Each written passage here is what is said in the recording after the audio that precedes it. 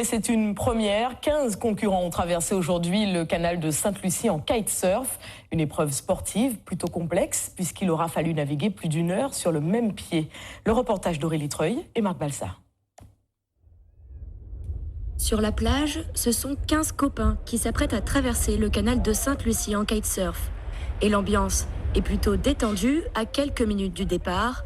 Un projet qui trotte dans la tête de Lionel depuis quelques années déjà. C'est un vieux projet, ça fait un moment qu'on en parle, qu'on voulait le réaliser. Et voilà, donc je me suis lancé, on a demandé les autorisations. On les a obtenus, donc j'ai pu faire un test au mois de décembre. Et là, on peut le faire en équipe, sous un format course. Pourquoi est-ce que vous participez à cette course ? Le défi sportif, le fait que ce soit un groupe, c'est super sympa. Et puis, ouais, c'est ça, c'est traverser le canal, c'est quand même...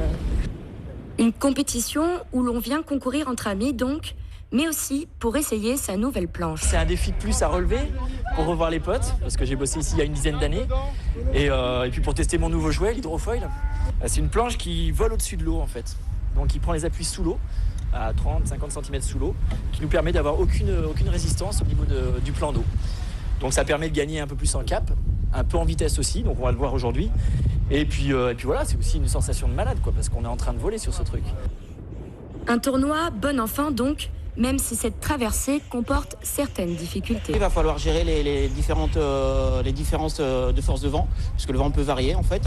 Et le problème c'est qu'on ne peut pas revenir à la plage pour changer d'aile, voilà, et éventuellement le creux, voilà. Et la principale difficulté, je pense que ça va être la longueur aussi, parce qu'on va faire toute la traversée sur un bord et on va être en appui sur une jambe. Les uns après les autres, les concurrents s'élancent pour rejoindre la ligne de départ.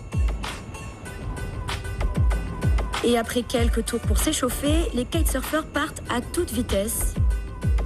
35 km à parcourir en haute mer.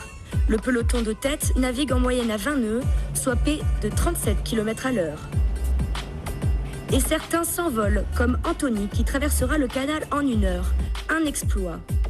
Il est suivi de près par Enguerrand et sa planche juchée au-dessus de l'eau. Pour sa première édition, la Transcanal est une réussite. Et cette épreuve entre amis pourrait bien être inscrite l'année prochaine au championnat de France de kitesurf.